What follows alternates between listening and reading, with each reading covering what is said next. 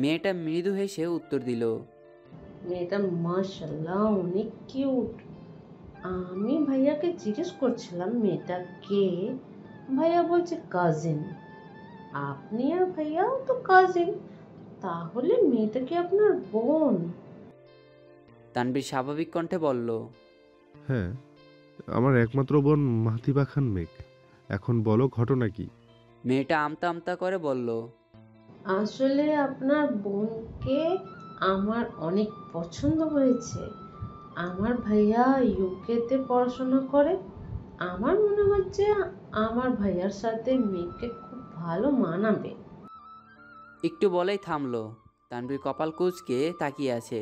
পুনরায় মেয়েটা বলা শুরু করলো, না না, এখন বিয়ে দিতে হবে না। ভাইয়া 2-1 বছরের মধ্যে ছুটি নিয়ে দেশে আসবে, তখন যদি। তানবীর দীর্ঘশ্বাস ছেড়ে রাগ কন্ট্রোল করে মৃদু হাসলো। তারপর শক্ত কণ্ঠে উত্তর দিল, আমায় বলেছো এখানেই থামো। ভাইয়া যদি এগুলো শোনে তো আল্লাহ জানে কি করবে। ভাইয়ার যার সাথে বিয়ে ঠিক সে আর কেউ না, আমার একমাত্র বোন মেঘ। ভাইয়ার পৃথিবী জুড়ে শুধু মেঘের অস্তিত্ব। না ভাইয়া কারোর হবে, আর না মেঘকে কারোর হতে দেবে। মেয়েটা বিস্ময় চোখে চেয়ে বিড়বিড় করে বলল, ভাইয়াকে জিজ্ঞেস করছিলাম গার্লফ্রেন্ড কিনা, উনি তো না করেছেন, বললেন কাজিন। তানবীর হাসি মুখে উত্তর দিল, মেয়েটা মন খারাপ করে চলে যাচ্ছে। আবিরকে ভালো লাগছিল। আবির অন্য কারো মালিকানায় বন্দি। এখন মেঘকে নিজের ভাইয়ের জন্য পছন্দ করছে। ওই মেঘও আবির ভাইয়ের দখলে। বিড়বিড় করে আবিরকে বকতে বকতে বাসার ভেতরে চলে গেছে। তানবীর কাজ শেষ করে দুপুরে বাইক নিয়ে বের হয়েছে। মেঘদের কোচিংয়ের সামনে ওয়েট করছে। কিছুক্ষণের মধ্যে কয়েকজনের সাথে বন্যাও বেরিয়ে আসছে। বন্যাকে দেখে তানবীর বাইক থেকেই জোরে ডাকলো। বন্যা অবাক চোখে তাকালো। মেঘ তো কোচিংয়ে আসে না। ওই দিন ঝামেলার পরে মেঘই কল দিয়ে বন্যাকে সব বলেছে। তাহলে তানবীর ভাইয়া কোচিংয়ের সামনে কেন আসছেন? বন্যা গুটি গুটি পায়ে এগিয়ে আসলো তানবীরের কাছে। তানবীর স্বাভাবিক কণ্ঠে শুধালো। আজকের পরীক্ষা কেমন হয়েছে? বন্যা মৃদু এসে উত্তর দিল। জি ভালো। তানবীর গলা খাকারি দিয়ে ধীর কণ্ঠে শুধালো। তুমি নাকি অসুস্থ ছিলা, সুস্থ হইছো? বন্যা বিস্ময়কর দৃষ্টিতে চেয়ে আছে। বন্যা অসুস্থ ছিল, এটা তানবীর ভাই কিভাবে জানে? অবশ্য জানবে নাই বা কেন?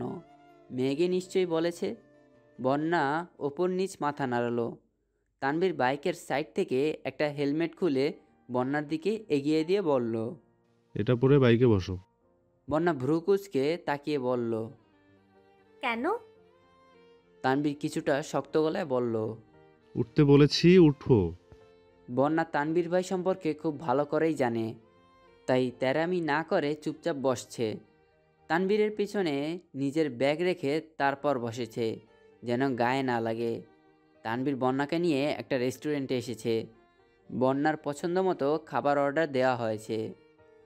আগে একদিন মেঘ সাথে ছিল বলে বন্যার এতটা অস্বস্তি লাগেনি। তবে আজ একা তানবীরের সাথে খেতে এসে নিজের হাত পা স্থির রাখতে পারছে না। বন্যার অস্বাভাবিকতা দেখে তানবীর স্বাভাবিক কণ্ঠে বলল। এত ভয় পাচ্ছ কেন? আমি তো অপরিচিত কেউ না। আর আশেপাশের মানুষ যদি তোমার এই কাঁপা কাঁপা দেখে তাহলে নিশ্চিত ভাববে আমি তোমাকে কিডন্যাপ করে নিয়ে আসছি। প্লিজ স্বাভাবিক হও। বন্যা কিছুটা স্বাভাবিক হয়ে কোমল কণ্ঠে শুধালো। আমায় আবারও ট্রিট দেওয়ার কারণ কি? তানবীর উত্তর দিল। আমাদের এমপি জিতেছে, সেই খুশিতে খাওয়াচ্ছি। আরও আগেই খাওয়াবো ভাবছিলাম, কিন্তু সময় পাইনি। মাঝখানে এমপির বাড়িতে প্রোগ্রাম ছিল। অবশ্য ওইখানে তোমাকে যেতে বলতাম, কিন্তু তুমি তো সেখানে যাবে না, তাই আর বলিনি। আজ একটু ফ্রি আছি, এজন্য তোমাকে নিয়ে আসলাম। বন্যা কিছু একটা ভেবে পুনরায় প্রশ্ন করলো। তাহলে মেঘকেও নিয়ে আসতেন। তানবীর সঙ্গে সঙ্গে জবাব দিল। বনুকে নিয়ে আসতে চাইছিলাম, কিন্তু ভাইয়া নিষেধ করলো। কথাটা বলেই ভাবনায় পড়ে গেছে তানবীর। যদি বন্যা কিছু বুঝে ফেলে? যেই কথা সেই কাজ। বন্যা প্রশ্ন করে উঠল। আপনি মেঘের আপন ভাই, তাহলে উনি নিষেধ করবেন কেন? তানবীর আমতা আমতা করে বলল। ওই দিনের কোচিংয়ের ঘটনা তো তুমি নিশ্চয়ই শুনেছ। আসলে ওই ঘটনার পর থেকে বনু একটু চিন্তিত। এই অবস্থায় এদিকে আসলে যদি ভয় পায়, তাই ভাইয়া না করেছে, আর কিছুই না। অবশ্য ওদের সবাইকে নিয়ে ঘুরতে যাব। অনেকদিন ধরে মিম আর আদি খুব করে ধরেছে ঘুরতে নিয়ে যাওয়ার জন্য। এতদিন নির্বাচনের ঝামেলার জন্য পারিনি। এখন না গিয়ে আচ্ছা এখন না নিয়ে গেলে বাসায় ঝামেলা হয়ে যাবে। বন্যা মৃদু হাসলো। বাসার ঝামেলার ভয়ে ভাই বোনদের ঘুরতে নিয়ে যাবে। তানবীর যে কোনো কিছুকে ভয় পায় এটা শুনেই বন্যার হাসি পাচ্ছে। বন্যার অপরূপ হাসি দেখে তানবীরও হেসে ফেলল।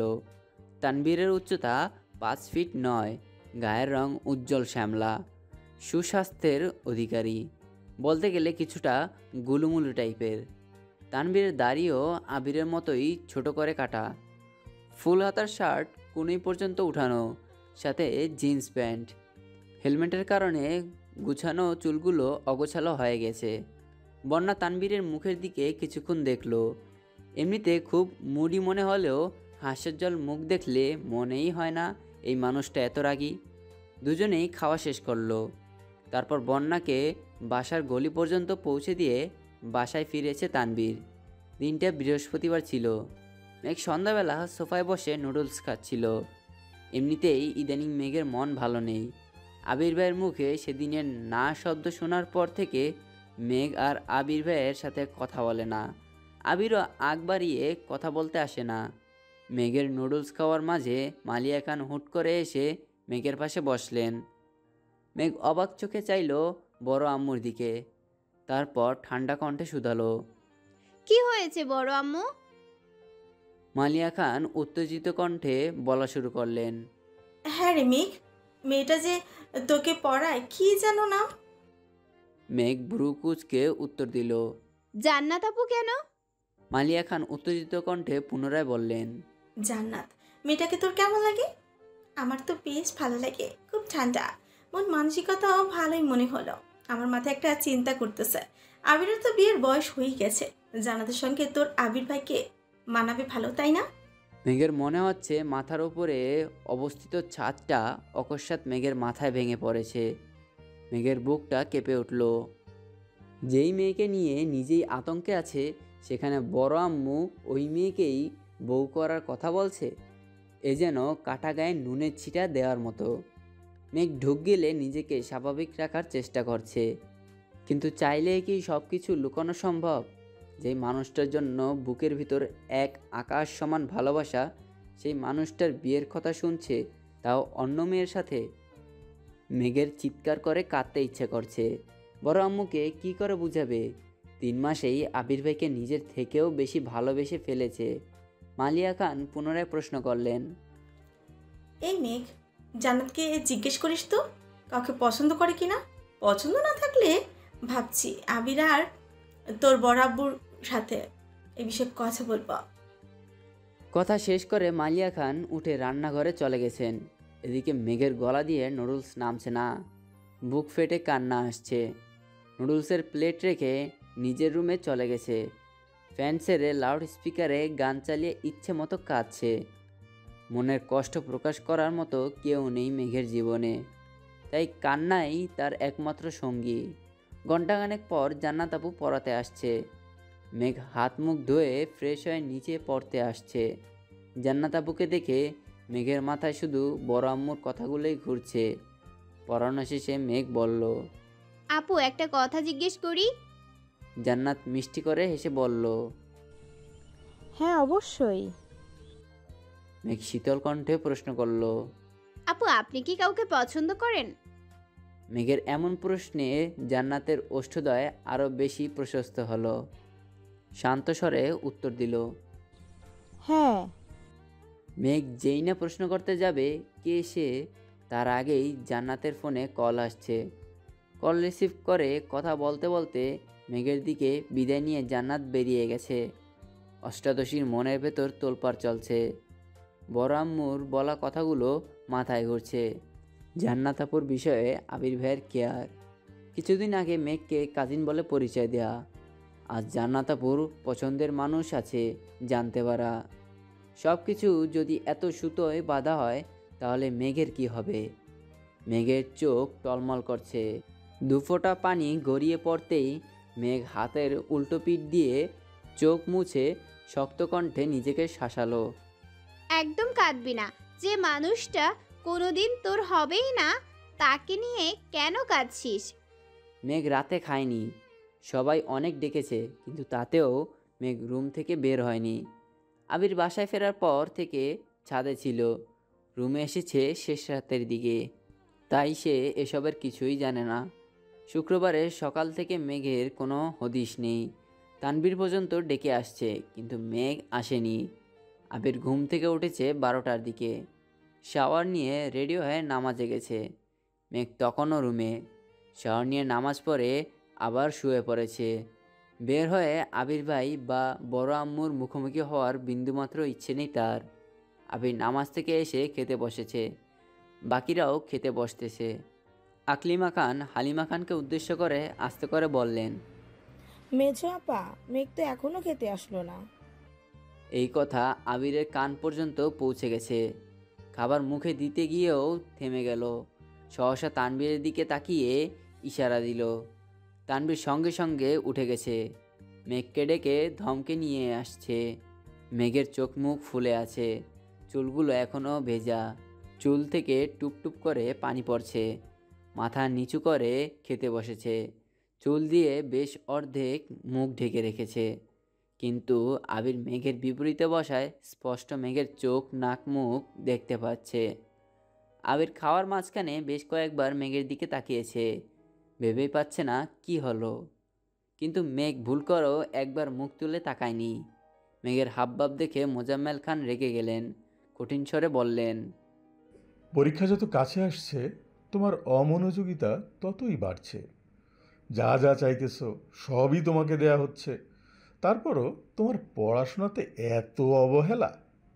শুনলাম ইদানিং কোচিংয়েও যাচ্ছ না, অবশ্য যাবেই বা কীভাবে? যাই হোক, বাড়িতে অন্তত ঠিকমতো পড়াশুনো করো। আবির খাওয়া বন্ধ করে দাঁতে দাঁত চেপে বসে আছে। আবিরের অন্য হাত টেবিলের নিচে তানবীর চেপে ধরে রেখেছে। আবির প্লেটের খাবার শেষ করে সবার আগেই উঠে গেছে। কোনো দিকে না তাকিয়ে সোজা রুমে চলে গেছে। 1-1.5 ঘন্টা পর তানবীর মিমকে আর আদিকে ডেকে বলেছে রেডি হওয়ার জন্য, ঘুরতে নিয়ে যাবে। দুই ভাই বোন খুশিতে গদগদ হয়ে রেডি হতে চলে গেছে। জীবনে প্রথমবার বাইকে ঘুরতে যাচ্ছে। আবির আগে থেকে রেডি হয়েই সোফায় বসে আছে। শুক্রবার মানেই আবিরের পাঞ্জাবি পরার দিন। বেগুনি রঙের একটা পাঞ্জাবি পরেছে, সাথে সাদা রঙের প্যান্ট। বেলি ফুলের সুগন্ধযুক্ত তীব্র পারফিউম দিয়েছে গায়ে, সাথে একটা সুন্দর ডিজাইনিং ঘড়ি। চুলগুলোও সুন্দর করে স্টাইল করেছে, যদিও হেলমেট পরলে চুল অগোছালো হবেই। আবির সোফায় বসে ফোন চাপতেছিল। তানবীরের পরনে পাঞ্জাবি আর লুঙ্গি, নামাজ থেকে এসে লুঙ্গি পরেছিল, এখনও তাই পরনে। প্যান্ট পরার সময়ও পাচ্ছে না ছেলেটা। সিঁড়ি দিয়ে নিচে নেমে আবিরের থেকে কিছুটা দূরে দাঁড়িয়ে বিড়বিড় করে বলল, ভাইয়া, বনু তো ঘুরতে যাবে না বলছে। সঙ্গে সঙ্গে আবির চোখ রাঙিয়ে তাকিয়েছে। তানবীর ঢুক গিলে ছোট করে বলল, আচ্ছা, আমি রাজি করাচ্ছি। আবার দ্রুত দৌড় দিল বোনের রুমের দিকে। মেঘকে বোঝাচ্ছে, কিন্তু মেঘ কোনো কিছুতেই রাজি হচ্ছে না, রাগে চিৎকার করছে। বললাম তো যাব না, তোমরা ঘুরে আসো, আমার ইচ্ছে নেই। তানবীর আবার নিচে আসছে। আবিরকে কিছু বলার আগেই আবিরের তপ্ত দৃষ্টি দেখে ভয় আবার বোনকে রাজি করাতে গিয়েছে। 4-5 বার উপর নিচ করতে করতে অবশেষে বোনকে রাজি করাতে সক্ষম হয়েছে। মেঘ রাজি হয়েছে শুনে আবির বসা থেকে বেরিয়ে বাইকে বসে আছে। তানবীর সহ সবাই রেডি হয়ে বেরিয়েছে। তানবীর আবিরের কাছে গিয়ে দাঁড়িয়ে আস্তে করে বলল, বনুকে রাজি করিয়ে এনেছি ঠিকই, কিন্তু তার শর্ত সে তোমার বাইকে যাবে না। আবির অন্যদিকে মুখ করে কিরমির করে বলল, তোর বোন আমার সাথে না গেলে তোর খবর আছে। তানবীর মনে মনে বলছে, আল্লাহ, তুমি আমায় উদ্ধার করো। 2 দিকে আগ্নেয়গিরি, মাঝখানে আমি অসহায় এক বালতি পানি। কি করে সামলাবো এই 2 পাগলারে? তানবীর বাধ্য হয়ে মেঘকে বুঝাতে গেল। মেঘ মাত্রাতিরিক্ত রেগে আছে। আজ তানভীরের কথা শোনা বা মানার কোনো ইচ্ছে তার নেই। আবির ভাইয়ের সাথে যাবে না মানে যাবেই না। তানভীর আবিরের দিকে তাকাতেই দেখলো আবির রাগে ফুঁসছে। তানভীর বিড়বিড় করে বলল, কি মুসিবতে পড়লাম আমি। কোনো কিছুতেই যখন বোনকে মানাতে পারছিল না তখন তানভীর বলে উঠল, দেখ বনু, ভাইয়ার বাইকে একজনই বসতে পারবে, দুজন বসলে রিস্ক হয়ে যাবে। আমার বাইকে দুজন বসা গেলেও দুজন মেয়ে বসা যাবে না। মিম জীবনে প্রথম বাইকে উঠবে, তোরা দুজন একসাথে বসলে যদি অ্যাক্সিডেন্ট করে ফেলি, তাই বলছি তুই ভাইয়ার সাথে যা। মেঘের এপাশ ওপাশ মাথা নাড়িয়ে বলল, আমি এসব জানি না, আমি ওই বাইকে যাব না। তাহলে তোমরা ঘুরে আসো, আমি যাব না। তানভীর আঁতকে উঠে বলে, না তুই যাবি, প্লিজ, এটাই লাস্ট টাইম, এরপর থেকে আমি তোকে নিয়ে যাব। এবারের মতো ভাইয়ের সাথে চলে যা। এই কথা বলে তো ফেলছে, কিন্তু ঘুরে ভাইয়ের দিকে তাকানোর সাহস পাচ্ছে না। কারণ এই কথা শুনে নিশ্চিতভাবে আবিরের রাগ দ্বিগুণ বেড়েছে। আর ভাইয়ের রক্তবর্ণের চোখে চোখ রাখার ক্ষমতা তানভীরের নেই। সে তো বোনকে বোঝানোর জন্য এই কথা বলছে, কিন্তু আবির তো এটা সহ্য করবে না। মেঘ শক্ত কণ্ঠে বলল। ঠিক আছে। তানভীর দীর্ঘশ্বাস ছেড়ে হাসলো। বোনকে মানাতে পারছে, এতেই শুক্রিয়া। মেঘ আবিরের পিছনে বসেছে ঠিকই, কিন্তু মাঝখানে এক হাত ফাঁকা রেখে। আবির উচ্চস্বরে বলে উঠল, তানভীর, তোর বোনরে বল ধরে বসতে, না হয় রাস্তায় আধমরা হয়ে পড়ে থাকবে, তখন বোনের জন্য কাঁদিস না। আবির ভাইয়ের ভারী কণ্ঠের হুঙ্কার শুনে মেঘ সঙ্গে সঙ্গে আবির ভাইয়ের কাঁধ চেপে ধরে আবিরের কাছাকাছি এসে বসলো। আবির হেলমেটের আড়ালেই মৃদু হাসলো, তারপর বাইক স্টার্ট দিল। এদিকে তানভীর বিড়বিড় করে বলছে, আরে, আমার বোনের কিছু হলে আমার আগে তো তুমি মইরা যাবা। তানভীরও যথারীতি মিমার আদিকে নিয়ে বাইক স্টার্ট দিল। 3 ঘন্টা ঘুরেছে, সবার পছন্দ মতো খাবার খেয়েছে, নাগরদোলায় উঠেছে, অথচ মেঘের মুখে হাসির ছিটে ফোঁটাও নেই। সে জড়বস্তুর ন্যায় আচরণ করছে। মেঘকে এতটা উদাসীন থাকতে দেখে আবিরেরই কষ্ট হচ্ছে। আবির তো চেয়েছিল মেঘের মনোযোগ যেন আবিরের থেকে কিছুটা সরে পড়াশোনায় যায়। সে তো কখনো চায় না তার অষ্টাদশী এভাবে মুখ গোমরা করে থাকুক। মিম, আদি আর তানভীরকে বাড়ি পাঠিয়ে আবির মেঘকে নিয়ে অনেকটা পথ পেরিয়ে একটা নির্জন রাস্তায় আসছে। রাস্তার পাশে অনেকটা দূরে দূরে ল্যাম্পপোস্টের লাইটের আলো জ্বলছে। আবির বাইক থামিয়ে হেলমেট খুলে রাখলো, তারপর ঠান্ডা কণ্ঠে শুধালো, কি হয়েছে তোর? নির্জন রাস্তায় আচমকা এমন প্রশ্নে মেঘ কিছুটা কেঁপে উঠেছে। কি বলবে সে? এই প্রশ্নের উত্তর মনের মধ্যে থাকলেও তা বলার মতো সাহস নেই মেঘের। সামান্য এক প্রশ্নে যেই থাপ্পড় খেয়েছিল, আজ যদি বিয়ে নিয়ে কথা বলে তাহলে তো এই নির্জন রাস্তায় মেরে ফেলে রেখে চলে যাবে। এসব ভেবেই মেঘের শরীর কাঁপছে। আবির পুনরায় প্রশ্ন করলো, তোর কি শরীর খারাপ লাগছে? মেঘ ঢোক গিলে আস্তে করে বলল, না, ঠিক আছে। আবির শক্ত কণ্ঠে শুধালো, তাহলে বল, তুই কি নিয়ে এত আপসেট? পরীক্ষা নিয়ে টেনশনে আছিস? মেঘের মনে অন্য চিন্তা থাকা সত্ত্বেও উপর নিচ মাথা নাড়ালো। আবির ভারী কণ্ঠে বলা শুরু করলো, অ্যাডমিশন টেস্ট নিয়ে এত ভাবিস না। তোর কাজ পড়াশোনা করা, তুই শুধু তাই কর। আর নামাজ পড়ে আল্লাহর কাছে চাইবি। কে কি বললো, কে কি করছে, কোথায় কি হচ্ছে, এসব ভেবে মাথা নষ্ট করার প্রয়োজন নেই। তুই যদি কোথাও চান্স নাও পাস, তাতে কেউ তোকে কিছু বলবে না, সেটা আমি দেখব। কিন্তু নিজেকে যাচাই করার আগে ভেঙে পড়বি না। মেঘ মাথা নিচু করে চুপচাপ দাঁড়িয়ে আছে। আবির মেঘের দিকে তাকিয়ে আছে। দূর থেকে আসা ল্যাম্পপোস্টের আলো মেঘের গালে আর কপালে এক পাশের পড়ছে। এই আলোতে মেঘকে অসম্ভব সুন্দর লাগছে। মেঘের সম্পূর্ণ মুখ দেখতে আবির এক আঙুলে মেঘের চিবুক উঠালো। আলোয় জলজল করে উঠল অষ্টাদশী চাঁদের ন্যায় মুখবিবর। আচমকা আবির ভাইয়ের আঙুলের ছোঁয়াতে মেঘের দেহ কম্পিত হলো। আবির ভাইয়ের মুখের দিকে তাকালো মেঘ। বুকে জমে থাকা অভিমানরা যেন অভিযোগ হয়ে বেরিয়ে আসতে চাইছে। মনের সব কষ্ট উজাড় করে বলতে ইচ্ছা করছে এই মানুষটাকে, কয়েক সেকেন্ডের জন্য মেঘের মনে হচ্ছে এই পৃথিবীর বুকে মেঘের সামনে দাঁড়ানো ব্যক্তিটা মেঘের সবচেয়ে কাছের মানুষ। এই মানুষটা একান্তই মেঘের। আবির মেঘের চোখে চোখ রেখে তপ্তস্বরে বলল, আমি বিশ্বাস করি আমার মেঘ এত সহজে হেরে যাওয়ার মেয়ে নয়। এই কথা শোনা মাত্র মেঘের মনে হচ্ছে মস্তিষ্কর নিউরনেরা দিক বিদিক ছুটছে। মনে একটা কথায় বারবার ঘুরছে। আবির ভাই আমার মেঘ বলে সম্বোধন করেছেন।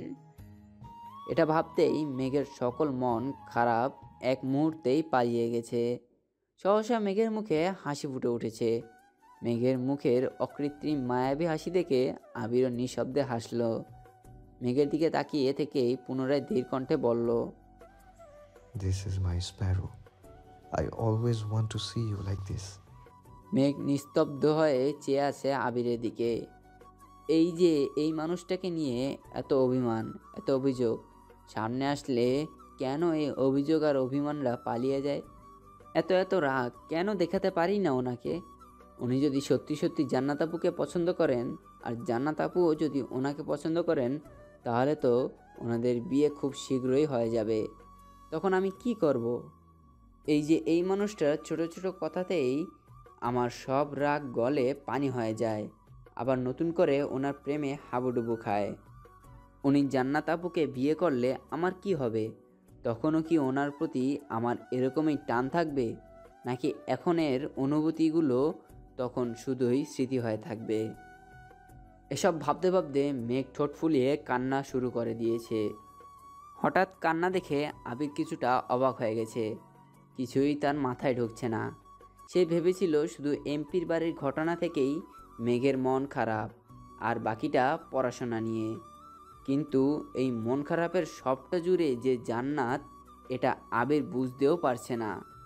আবির কিছুক্ষণ সময় নিয়ে চুপচাপ মেঘের দিকে তাকিয়ে আছে। একবারের জন্য কান্না থামাতে বলছে না। অনেকটা সময় কাঁদার পর মেঘ আবিরের মুখের দিকে তাকালো। একটা মেয়ে এভাবে কাঁদছে, অথচ এই মানুষটা কিছু বলছেনও না। এতক্ষণে তো অন্ততপক্ষে 4-5টা ধমক আর 2-1টা থাপ্পড় খেয়েই ফেলতো। তাহলে আজ এত নিশ্চুপ কেন উনি? এটা ভেবেই মেঘ তাকিয়েছে। ল্যাম্পপোস্টের আলোতে স্পষ্ট দেখা যাচ্ছে আবির মুচকি মুচকি হাসছে। মেঘ তাকাতেই আবিরের হাসির মাত্রা বেড়ে গেছে। মেঘ কপাল কুঁচকে চেয়ে রইল। গাল বেয়ে অনর্গল নোনা জল গড়িয়ে পড়ছে। এই যে মরার মতো এতক্ষণ যাবৎ কাঁদছে, আর এই বেটায় কি সুন্দর হাসছে। মেঘের মেজাজ আবার খারাপ হয়ে যাচ্ছে। মুখ ফুলিয়ে শ্বাস ছেড়ে আবিরের দিকে চেয়ে গম্ভীর কণ্ঠে প্রশ্ন করল, হাসছেন কেন? আবির হাসিটা একটু কমিয়ে উত্তর দিল, কাঁদলে তোকে অনেক বেশি সুন্দর লাগে তো তাই। মেঘ রাগী ভাব নিয়ে বলল, কাঁদলে আবার কাউকে সুন্দর লাগে নাকি? আর তাই বলে আপনি এভাবে হাসবেন? আবির মৃদু হেসে উত্তর দিল, আসলে তোর বান্ধবীর থেকেও সুন্দর লাগছিল, তাই হাসি আটকাতে পারছিলাম না। মেঘ আঁতকে উঠে প্রশ্ন করল, বান্ধবী মানে? আবির সশব্দে হেসে উত্তর দিল, ওই যে শেওড়া গাছে যে তোর বান্ধবীটা থাকে, ওটার থেকেও তোকে সুন্দর লাগছিল। মেঘ আশপাশে তাকাচ্ছে। এমনি অন্ধকার হয়ে গেছে চারপাশ। ল্যাম্পপোস্টের আলোতে রাস্তা আলোকিত থাকলেও রাস্তার আশেপাশে বিশাল গাছের কালো ছায়া দেখে ভয় পেয়ে সঙ্গে সঙ্গে দু হাতে আবিরের শার্ট খামচে ধরে আবিরের বুকে মুখ লুকিয়ে ফেলেছে। মেঘকে ভয় দেখানোর একমাত্র অস্ত্র হচ্ছে ভূত পেতনি, আর কোনো কিছুতেই ভয় পায় না মেয়েটা। আবির এটা খুব ভালো করেই জানে, এজন্যই ইচ্ছে করে মেঘকে খুঁচায়। আবির মেঘের পিঠে হাত রাখতে গিয়েও হাত ছড়িয়ে নিয়েছে। মনের বিরুদ্ধে নিজেকে কন্ট্রোল করা যতটা কষ্টের, সেটা আবিরের থেকে ভালো কেউ জানে না। আবিরেরও ইচ্ছে করছে মেঘকে দু হাতে জাপটে ধরতে, কিন্তু সব ইচ্ছে তো পূর্ণতা পায় না। আবির নিজেকে সংযত করে মুচকি এসে প্রশ্ন করল, এই যে তুই হুট হাট করে মরা কান্না জুড়ে দেস, আবার হুট করেই পাগলের মতো হাসতে থাকিস। তোর এমন আচরণেই মানুষ ভাববে তুই শেওড়া পাড়ায় থাকিস। মেঘ এখনও দু হাতে শার্ট খামচে ধরে আছে। ভেজা কণ্ঠে বলল। এইসব কথা বলবেন না প্লিজ। আবির মৃদু হেসে উত্তর দিল। তাহলে তুই বল, কাঁদছিলি কেন? তোকে কে কি বলে যে তুই এইভাবে কাঁদিস? এত আবেগ দিয়ে জীবন চলবে না মেঘ। কে কি বললো, কে কি করলো, কে কোথায় চান্স পেলো, এসব ভেবে নিজেকে গুটিয়ে নিলে জীবনে কোনো দিনও উন্নতি করতে পারবি না। নিজেকে কন্ট্রোল করতে শিখতে হবে। মেঘ আবিরকে ছেড়ে একটু দূরে সরে মাথা নিচু করে দাঁড়িয়েছে। আবির ছোট করে ধমক দিল। তাকা এদিকে। মেঘ 1 সেকেন্ডের মধ্যে আবিরের চোখের দিকে তাকালো। আবির ঢুক গিলে শক্ত কণ্ঠে বলল। তোকে অনেক বেশি শক্ত আর সাহসী হতে হবে। আশেপাশে তোকে কাঁদানোর জন্য হাজারো মানুষ থাকবে। তাদের কথায় তুই কেঁদেছিস মানে তারা জিতে গেল। এত সহজে অন্যকে জিতিয়ে দেয়া কি ঠিক হবে? একটু থেমে পুনরায় বলল। জীবনে আর যাই হয়ে যাক, তবুও নিজের মনোবল ভাঙতে দেয়া যাবে না। এখনো অনেক সত্যের মুখোমুখি হওয়া বাকি। মেঘ কপাল কুঁচকে প্রশ্ন করল। কি এমন সত্যি? আবির স্বাভাবিক কণ্ঠে উত্তর দিল। এখন তোর না জানলেও চলবে। দেরি হয়ে যাচ্ছে, বাসায় যেতে হবে। রবিবারে অফিস থেকে ফিরে ফ্রেশ হয়ে আবির সোফায় বসে আছে। কিছুক্ষণের মধ্যেই জান্নাত বাসায় ঢুকছে। মেঘ একটা খাতা রেখে আসছিল, সেটা আনতে আবার রুমে গেছে। জান্নাতকে দেখে আবির হাতে কয়েক প্রশ্ন নিয়ে এগিয়ে গেল। প্রশ্নগুলো দিয়ে কি যেন কথা বলছিল। মেঘ খাতা নিয়ে নামতে গিয়ে সেই দৃশ্য দেখে ফেলছে। যার মনে যেটা থাকে সেটাই সবার আগে মাথায় আসে। মেঘ তাড়াতাড়ি করে নামছে। কাছাকাছি আসতেই আবির ঘাড় ঘুরিয়ে মেঘকে দেখল। তারপর স্বাভাবিক কণ্ঠে জান্নাতকে বলল। তুমি ওইসব নিয়ে চিন্তা করো না, আমি দেখছি। আর তুমি ফ্রেশ হয়ে আমায় একটা কল দিও। জান্নাত চিন্তিত স্বরে উত্তর দিল। আচ্ছা ঠিক আছে। এদিকে মেঘ ড্যাব ড্যাব করে তাকিয়ে আছে দুজনের দিকে। মাথার ভেতরে প্রশ্নেরা সব এলোমেলো ছুটছে। জান্নাত আবুকে চিন্তা করতে না করছে। আবির ভাই দেখবে এসবের মানে কি? ওনাদের মধ্যে সম্পর্ক না থাকলে তো এসব বলতো না। আবার কলও দিতে বলছে। মেঘ বিড়বিড় করে বলছে। গেল রে গেল, তোর আবির ভাই অন্য মেয়ের হয়ে গেল। আবিরের আনা কোচিংয়ের কয়েকটা প্রশ্ন দিয়ে জান্নাত পরীক্ষা নিয়েছে। মোটামুটি 3 ঘন্টার ওপরে সময় লাগছে। ড্রাইভার আর তানভীরকে পাঠিয়েছে জান্নাতকে বাসা পর্যন্ত দিয়ে আসতে। মেঘ খেতে বসেছে। 2 মিনিটের মধ্যে আবিরও খেতে আসছে। বাড়ির সবার খাওয়া দাওয়া অনেক আগেই শেষ হয়ে গেছে। আবির ইচ্ছে করেই মেঘের জন্য ওয়েট করছিল। এই যে সে জান্নাতের সাথে কথা বলেছে, মেঘের মনে কি চলছে তা বোঝার জন্যই ওয়েট করছিল। দুজনই চুপচাপ খাচ্ছে। হঠাৎ মালিয়া খান তানভীরের চেয়ার টেনে আবিরের পাশে বসেছেন। তারপর শান্ত কণ্ঠে বললেন। বাবা, তোর সাথে একটু কথা ছিল। আবির খেতে খেতেই জবাব দিল। বলো, শুনছি। মেঘের খাওয়া বন্ধ হয়ে গেছে। সে খুব ভালোই বুঝতে পারছে বড় আম্মু কি বলতে চাচ্ছেন। আজকে জান্নাত আপু যাওয়ার সময়ও মেঘ দেখেছে বড় আম্মু জান্নাতকে দূর থেকে বউ দেখার মতো পরখ করছিল। মালিয়া খান শীতল কণ্ঠে বলা শুরু করলেন। আর কিছুদিন পরে তো তোর 25 বছর হতে চলো। তুই যেহেতু এখন ব্যবসাও করছিস, তোর আব্বুর মুখে শুনেছি তুই খুব মনোযোগী, আর তুই চাওয়াতে নাকি ব্যবসা অনেক উন্নতি হচ্ছে। তাই বলছিলাম বিয়ে তো করা দরকার। আমি সেদিন মেয়েকে জান্নাতের কথা জিজ্ঞেস করেছিলাম। মেয়েটাকে আমার ভালো লাগছে। তোর পছন্দ হলে ভাবছি তোর আব্বুকে জানাবো। আবির পূর্ণ মনোযোগ দিয়ে মায়ের বলা এলোমেলো কথাগুলো শুনল। যতই রাগ উঠুক, আবির মায়ের ওপর সহজে চেঁচায় না। মেঘের দিকে এক পলক তাকালো আবির। মেঘ অনেকক্ষণ আগে থেকেই খাওয়া বন্ধ করে মাথা নিচু করে বসে আছে। আবির মনে মনে ভাবছে, মানুষ ঠিকই বলে, জীবনে হাজার হাজার শত্রুর প্রয়োজন হয় না, ঘরে 2-1টা এমন মানুষ থাকলেই যথেষ্ট। হায় আল্লাহ, আমি বিয়ে করার আগেই তো ওরা আমার সংসার ভেঙে দিবে। তার মানে এই কারণেই মেঘ সেদিন এত কান্না করছিল, আর আমি ওকে পড়াশোনা নিয়ে এত জ্ঞান দিলাম। আবিরকে নিশ্চুপ থাকতে দেখে মেঘের মনটা দুমড়ে মুচড়ে যাচ্ছে। আবির ভাই রাজি হলেই সামনে বিয়ে। অবশ্য রাজি হবে নাই বা কেন, উনিও তো। একটু ভেবেই মেঘ থেমে গেল। চোখ টলমল করছে। ঠোঁট কাঁপছে। আবির মায়ের দিকে তাকিয়ে ভারী কণ্ঠে অকস্মাৎ বলে উঠল, একটা মেয়ে এই বাড়িতে পড়াতে আসছে, আর তোমরা কি সব ভাবছো? তাছাড়া আমি এখন বিয়ে করব না। এই টপিকে আর কোনো কথা বলো না। এটুকু বলেই আবির দাঁড়িয়ে পড়ল। মেঘের দিকে তাকিয়ে তপ্তস্বরে বলল, এই মেয়ে, খাওয়া শেষ করে পড়তে বসো গিয়ে। এসব আজাইরা চিন্তা মাথায় ঢোকাবি না। অ্যাডমিশন টেস্টের চাপে মেঘের নাজেহাল অবস্থা। প্রতিদিনই জান্নাত পড়াতে আসে, টানা 3 ঘন্টা পরীক্ষা নেয়, বোঝানো শেষে বাসায় ফেরে। অন্যান্য দিনের মতো আজও মেঘ সব পড়া শেষ করে 11:30টার দিকে শুয়েছে। আবির এখনও ফিরেনি। মেঘ একবার আবিরের রুম থেকে ঘুরেও আসছে, আরও 20 মিনিট অপেক্ষা করেছে।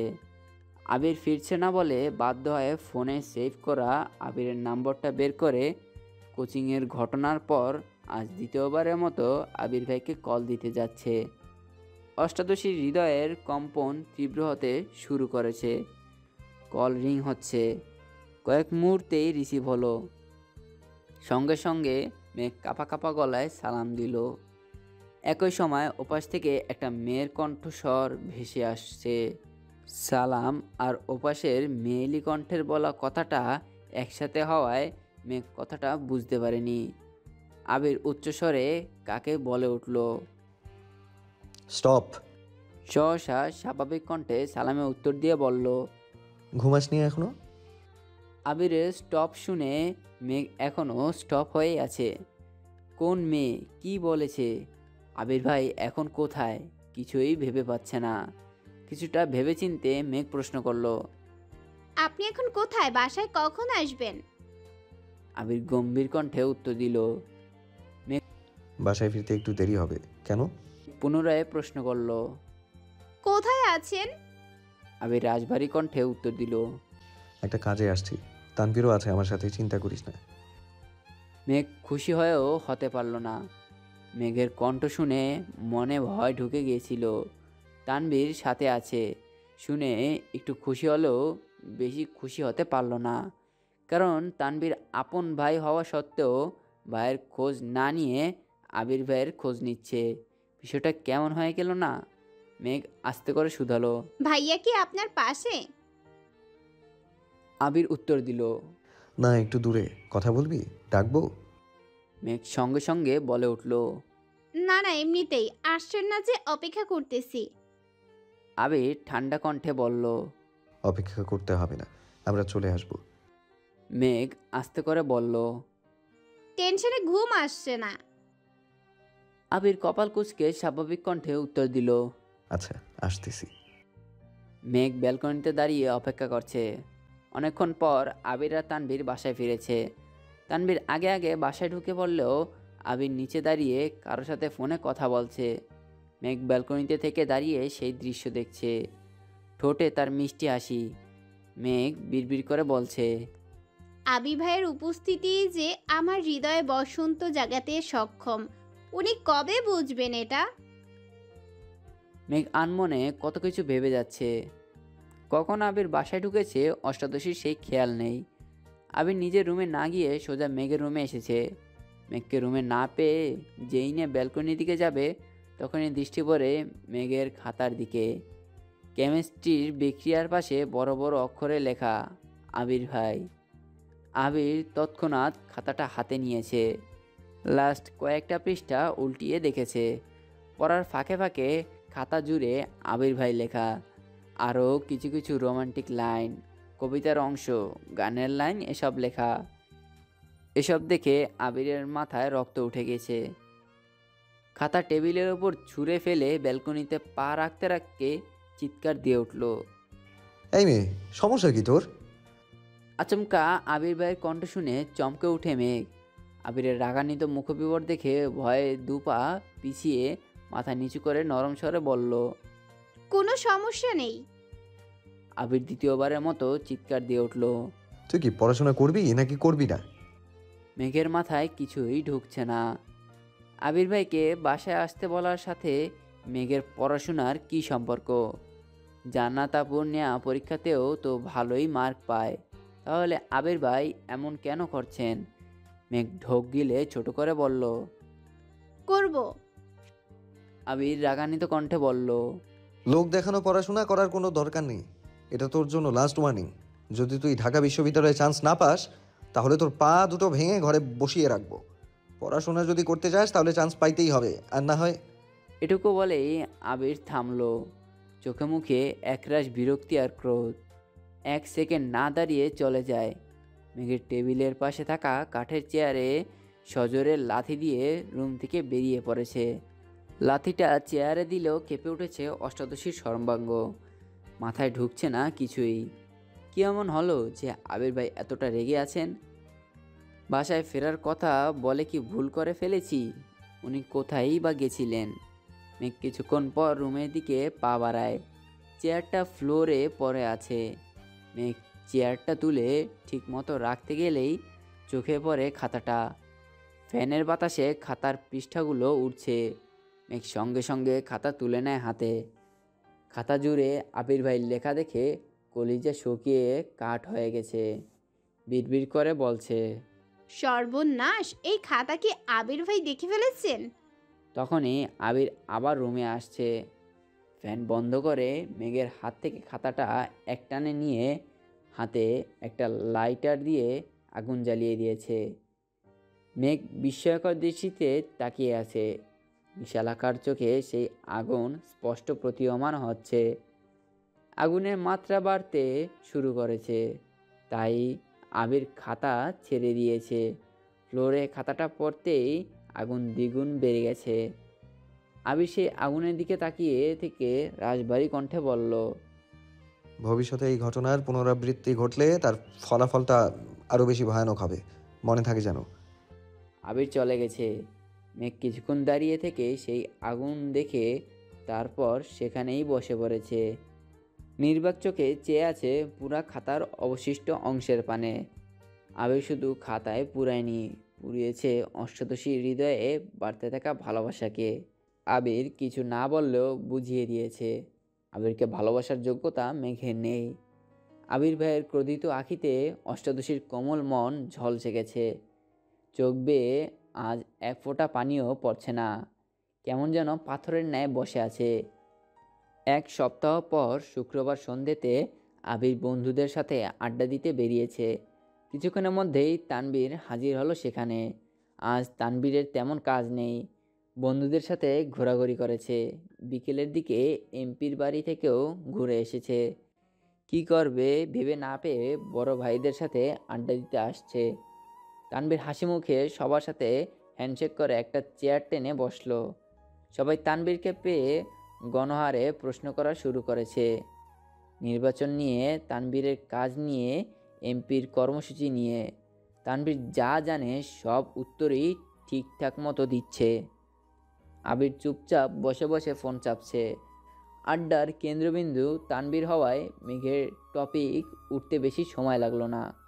এতদিন সবাই তানবীরকে আবিরের ছোট ভাই হিসেবেই সম্বোধন করে এসেছে। রাকিব সব জানলেও বরাবরই সে ভদ্র মানুষ ছিল। তবে এখন সবাই মেঘের কথা জানে। মেঘ আর আবিরের কথা জানার পর আজই তানবীরকে পেয়েছে, তাই সবাই নতুনভাবে তানবীরের সাথে পরিচিত হচ্ছে। কথার কথা লিমন বলে উঠল। তানবীর আবিরের দিকে তাকিয়ে স্বাভাবিক কণ্ঠে বলল। আমার বিশ্বাস ভাইয়া আমার বোনকে সারা জীবন রাজরানী করে রাখবে। আমার বোনের জীবনে যত ঝড়ই আসুক না কেন, ভাইয়া সব সময় তার সামনে ঢাল হয়ে দাঁড়াবে। ভাই হিসেবে এর থেকে বেশি আমি কি চাইবো? রাসেল সঙ্গে সঙ্গে বলে উঠল। আমার একটা প্রশ্ন আছে। তানবীর বলল। বলো ভাইয়া। রাসেল একটু ভেবে বলল।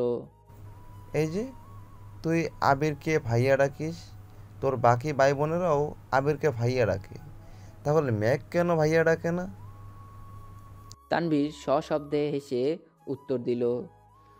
তোমার কি মনে হয় বনু ডাকেনি? সত্যি বলতে বনু আমায় ভাইয়া বলে অভ্যস্ত হয়ে গেছে, তাই ভাইয়াকে শুধু ভাইয়া ডাকতে পারে না। ভাইয়া দেশে ফেরার পর প্রথম প্রথম বনু ভাইয়াকে একবার আবির ভাইয়া, একবার আবির ভাই এমন করে ডাকতো। একদিন বড় আম্মুর সামনে আবির ভাই বলায় বড় আম্মু বললেন, ভাইয়ের নাম ধরে ডাকিস না, বড় ভাইয়া বলে ডাকবি। লিমন বলল। তানভীর আবির দিকে একবার তাকালো। আবির চুপচাপ বসে আছে, কারণ সে ভালো করেই জানে তানভীর আসলে বন্ধুরা আবিরের কুকীর্তি জানতে চাইবেই। আবিরকে চুপচাপ থাকতে দেখে তানভীর একটু সাহস নিয়ে পুনরায় বলা শুরু করলো। পরে আর কি, বনু কিছু বলার আগেই ভাইয়াই চিৎকার দিয়ে উঠেছে। ভাইয়া বলে, ভাইয়া ডাকার কোনো প্রয়োজন নাই, যা ডাকছে তাই ডাকুক। বড় আম্মু এখান থেকে যাওয়ার পর বনু মজা করে বলেছে, আবির ভাইয়া। ভাইয়া সঙ্গে সঙ্গে বলে, ভাইয়া ডাকার কোনো প্রয়োজন নেই, যা ডাকছে তাই ডাকুক। ভুলেও যদি আর একবার ভাইয়া ডাকিস তাহলে এমন থাপ্পড় দিব জীবনের মতো ভাইয়া ডাক বন্ধ হয়ে যাবে।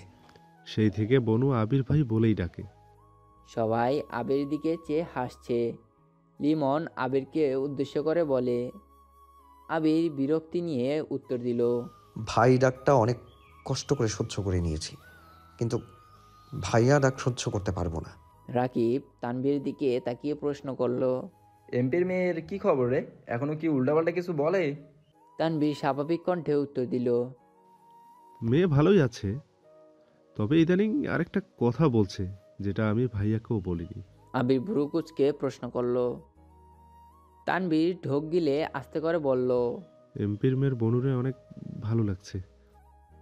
আবির কপাল কুঁচকে গম্ভীর কণ্ঠে বলল, তো তানভীর আস্তে করে বলল, এমপির ছেলের বউ মানে এমপির মেয়ে ভাবি বানাতে চাই।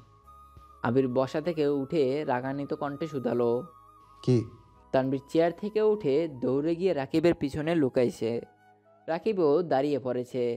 লিমোনা রাসেল সঙ্গে সঙ্গে আবিরকে ধরেছে। তানভীর রাকিবের পিছন থেকে উচ্চস্বরে বলে উঠল, তুমি এভাবে আমায় মারতে পারো না, ভুলে যেও না আমি তোমার সম্বন্ধী হই। আবির রাগে ফুঁসতে ফুঁসতে বলল, এই কথাটা মাথায় রাখি বলে আজ পর্যন্ত তুই আমার হাতে মাইর খাসনি। রাকিব হাসতে হাসতে বলছে, তানবীর, তোর ভাগ্য ভালো, শালা হলে যে কি দশাটা হইতো তোর আল্লাহই ভালো জানেন। আবির রাগান্বিত কণ্ঠে বলল, তানভীর, তোরা আমি আগেই না করেছিলাম, মেঘরে ওই বাড়িতে নেওয়ার দরকার নেই। তুই জোর করেছিলি বলে আমি নিয়েছিলাম। এমপির মেয়ের এমনিই সহ্য হয় না, এখন আবার ভাই। ছেলের নাম কি, কই পাবো এটা শুধু বল। তানভীর ঠান্ডা কণ্ঠে বলল, ছেলে ইউকেতে থাকে, ছেলে এসবের কিছুই জানে না। এমপির মেয়েরই ভালো লাগছিল, আমি না করে দিছি। বলেছি বনু তোমার বউ, কাহিনী যেন না বাড়ায়। আবির গম্ভীর কণ্ঠে শুধালো, আমায় আগে বলিসনি কেন? তানভীর তখনও রাকিবের পিছনেই লুকিয়ে আছে। ধীর কণ্ঠে বলল, এখানে 4 জনের সামনে বলেই যান বাঁচানো কষ্টকর হয়ে যাচ্ছে। একা পেয়ে মায়ের দিবা না তার কি গ্যারান্টি আছে? আবির কণ্ঠ দ্বিগুণ ভারী করে বলল, এমপির মেয়েটা যদি ছেলে হইতো তাহলে এর খবর আছিল। এমপির ছেলে দেশে ফিরলে জানাইস তো। তানভীর চিন্তিত স্বরে বলল, কেন মারবা নাকি? কিন্তু ছেলে তো কিছুই জানে না। আবির স্বাভাবিক কণ্ঠে উত্তর দিল, সেটা সময় বলে দেবে। আরও ঘন্টা দুয়েক আড্ডা দিয়ে 10টার পরে বাসায় ফিরেছে দুই ভাই। মেঘের জন্য খাবার নিয়েছে, তবে সেই খাবার আজ আর আবির দেয়নি। তানভীরকে দায়িত্ব দিয়ে আবির নিজের রুমে চলে গেছে। আবির চাইছে মেঘ তার সর্বোচ্চটা করুক। আবিরের জন্য যেন মেঘের পড়াশোনায় কোনো সমস্যা না হয়। মেঘকে শক্ত আর স্বাভাবিক করতেই আবিরের এত কঠিন পদক্ষেপ নেওয়া। অবশেষে আজ সেই কাঙ্ক্ষিত দিন, ঢাকা বিশ্ববিদ্যালয়ের ক ইউনিটের ভর্তি পরীক্ষা। মেঘ সকাল সকাল রেডি হয়ে নিচে নামলো। পরীক্ষায় কান ঢাকা নিষেধ, এজন্য হিজাব পরে নিয়ে আজ খেতে বসেছে ঠিকই, কিন্তু খাবার গলা দিয়ে নামছে না। প্রিপারেশন আলহামদুলিল্লাহ, কিন্তু মাথার অতিরিক্ত দুশ্চিন্তায় গত 2 রাত ঘুমাতে পারেনি। গতকাল রাতেই ঠিক হয়েছে গাড়ির থেকে বাইকে গেলে সুবিধাজনক হবে, তাই তানভীর মেঘকে পরীক্ষার হলে নিয়ে যাবে। কিন্তু সকাল থেকে তানভীরের হদিশ নেই, এখনও ঘুম থেকেই ওঠেনি। ইকবাল খান যেই না তানভীরকে ডাকতে যাবে তখনই চোখে পড়ল আবির রেডি হয়ে নামছে।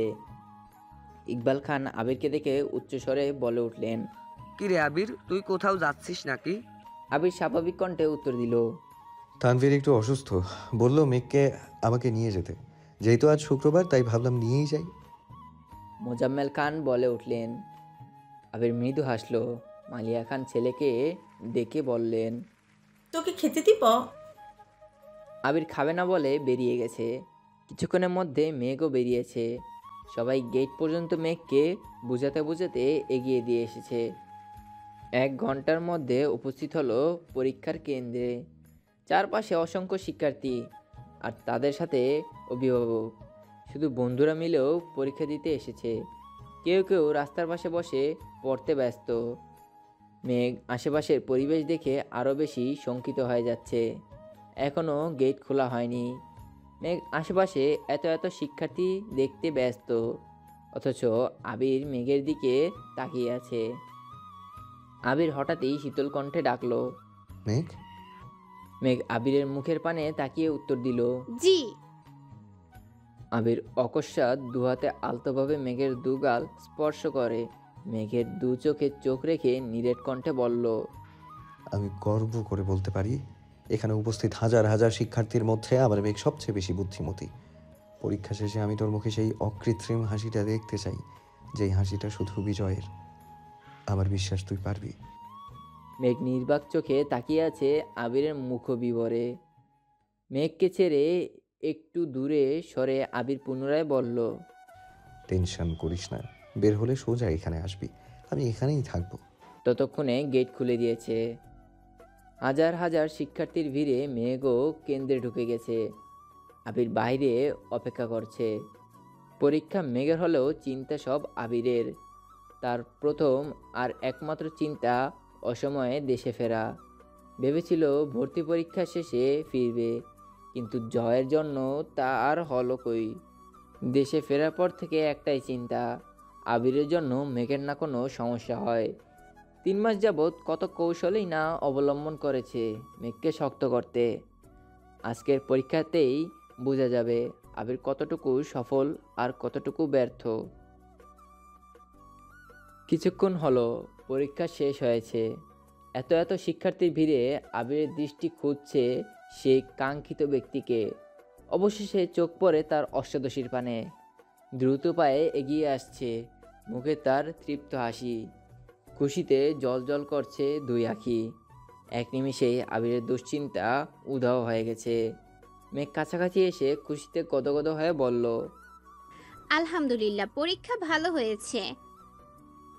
সঙ্গে সঙ্গে প্রশস্ত হলো আবিরের 2 ওষ্ঠ। ঠান্ডা কণ্ঠে বলল, আলহামদুলিল্লাহ। বাসায় কল দিয়ে সবার সাথে কথা বলেছে। আবির মেঘের দিকে তাকিয়ে প্রশ্ন করল, এখন কি বাসায় যাবি? বাসায় যাওয়ার কথা শুনেই মেঘের মনটা খারাপ হয়ে গেছে। 24 ঘন্টা বাসায় থাকতে থাকতে বিরক্ত হয়ে গেছে। কোচিংয়ে যাওয়া বন্ধ হওয়ার পর শুধু একদিন ভাই বোনদের সাথে ঘুরতে বের হয়েছিল। সেই থেকে বলতে গেলে ঘরবন্দি। মেঘের মন খারাপ দেখে আবির পুনরায় প্রশ্ন করল, ঘুরতে যাবি? সহসা মেঘ হাসি মুখে আবিরের দিকে তাকিয়েছে, কিন্তু হাসিটা কয়েক সেকেন্ডেই গায়েব হয়ে গেছে। মনে পড়ে গেল কিছুদিন আগের খাতা পুরানোর ঘটনা। যার মনে মেঘের জন্য বিন্দুমাত্র জায়গা নেই, তার সাথে কথা বলায় বেমানান। ওনার নাম লেখাতে যেই মানুষটা কয়েক মিনিটের মধ্যে সম্পূর্ণ খাতা পুড়িয়ে ফেলেছেন, সেই মানুষটার থেকে দূরে থাকাই শ্রেয়। মেঘ মাথা নিচু করে উত্তর দিল। আবির কপাল কুঁচকে কেমন করে চেয়ে আছে। আবির খুব ভালো করেই বুঝতে পারছে তার অষ্টাদশী অভিমান করে আছে। আবির গম্ভীর কণ্ঠে বলল, আগে চল খেতে যাই, তোর জন্য তাড়াহুড়োতে সকালে না খেয়ে বের হয়েছি, খুব ক্ষুধা লেগেছে। আজ শহর জুড়েই জ্যাম। শিক্ষার্থীদের ভিড়ে গাড়ি এক জায়গাতেই ঘন্টার পর ঘন্টা আটকে আছে। মেঘকে নিয়ে নাস্তা করে বেরিয়েছে। 1 ঘন্টায় বিশাল জ্যাম পেরিয়ে বাইক ছুটছে নিরুদ্দেশের পথে। মেঘ 2 বার জিজ্ঞেস করেছে, কোথায় যাচ্ছি? কিন্তু আবির কোনো উত্তর দেয়নি। ঘণ্টাখানেকের মধ্যে পৌঁছে গেছে এক অপরূপ সুন্দর জায়গায়। উত্তরা 15 নম্বর সেক্টরের সুপরিচিত সেই জায়গার নাম দিয়াবাড়ি। দিয়াবাড়ি সবসময়ই বেশ জনপ্রিয়, তবে শরৎকালে কাশফুলের শুভ্রতায় এই স্থানের মাধুর্যতা কয়েক গুণ বেড়ে যায়। আকাশে যেমন সাদা মেঘেরা ঘুরে বেড়াচ্ছে, তেমনি প্রকৃতি জুড়েও সাদার মেলা। মুগ্ধ আঁখিতে কাশফুল দেখছে মেঘ। কাশফুলের শুভ্রতায় মেঘের মন ফুরফুরে হয়ে গেছে। গুটি গুটি পায়ে এগিয়ে গিয়ে আলতো হাতে কাশফুল ছুঁয়ে দিচ্ছে। এদিকে আবির বাইকে হেলান দিয়ে দুর্বোধ্য দৃষ্টিতে তাকিয়ে সেই দৃশ্য দেখছে। মুহূর্তে আবিরের ঠোঁটের কোণে হাসির ঝলক দেখা গেল। আনমনে বলে উঠল, মানুষ শুধু শরতে কাশফুলের মায়ায় পড়ে, অথচ আমি প্রতিদিন প্রতিক্ষণ শুধু তোর মায়ায় পড়ে থাকি। মেঘের মনে আনন্দের সীমা নেই। আনন্দ হবে নাই বা কেন? ঢাকা শহরে থেকেও এত বছরে কোনোদিন এই জায়গায় আসতে পারেনি। শুধু দু একবার নামই শুনেছে। বাবা কাকারা বাসার কাজে এতই ব্যস্ত থাকেন যে সবাইকে নিয়ে ঘুরতে যাওয়ার সময়ই নেই কারো। কাকামণি মাঝে মাঝে মেঘ, মিম আর আদিকে নিয়ে বের হলেও সেটা 3 মাসে একবার। অথচ আবির দেশে ফিরেছে সবেমাত্র 4 মাস হবে। এই অল্প সময়েই আবির মেঘকে নিয়ে ঢাকার আশেপাশে সব জায়গা ঘুরে ফেলেছে। অবশেষে আজ কাশফুলের রাজ্যেও নিয়ে আসছে। ভাবতেই পারছে না মেঘ। আবির মেঘকে বুঝতে না দিয়ে মেঘের বেশ কিছু ছবি তুলেছে।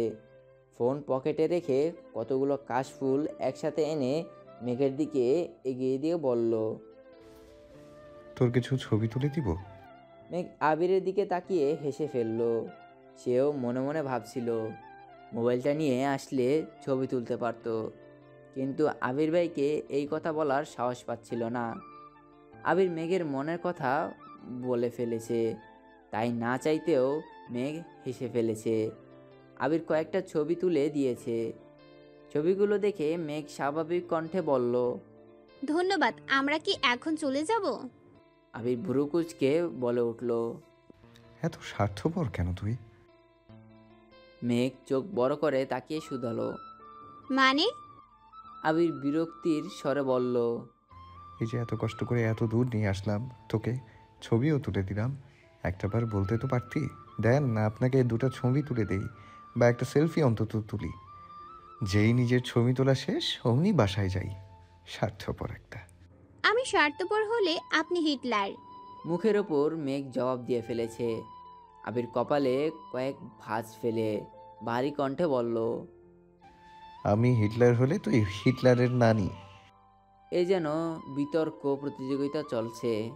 মেঘ ভেংচি কেটে বলল, জীবনেও না, আমি আপনার মতো এত পাষাণ না। এই কথা শুনে আবির হেসে ফেলল। আচমকা হাসাতে মেঘ বিস্ময় সমেত তাকিয়েছে। মেঘ ভেবেছিল আবির ভাই হয়তো রেগে যাবেন, কিন্তু উনি হাসছে দেখে বেশ অবাক হয়েছে। আবির গলা খাকারে দিয়ে গম্ভীর কণ্ঠে বলা শুরু করলো, সামান্য একটা কারণে গত 9 বছর তুই আমার সাথে কথা বলিসনি। তুই ভুল করলে বড় ভাই হিসেবে কি তোকে শাস্তি দেওয়ার অধিকার ছিল না আমার? এই যে এতগুলো বছরে একটাবার কথা বলিসনি আমার সাথে, তখন একবারের জন্য কি নিজেকে পাষাণ মনে হয়নি তোর? হয়তো দেশে না ফিরলে এখনো কথা বলতি না। একবারও মনে হয়নি এই মানুষটার সাথে কথা বলা উচিত? তোর এই অসীম দূরত্বে সেই মানুষটারও খারাপ লাগতে পারে, ভেবেছিস কখনো? ভাবিসনি। মেঘ শান্ত চোখে তাকিয়ে আছে। ওষ্ঠদয় কাঁপছে তীর তীর করে।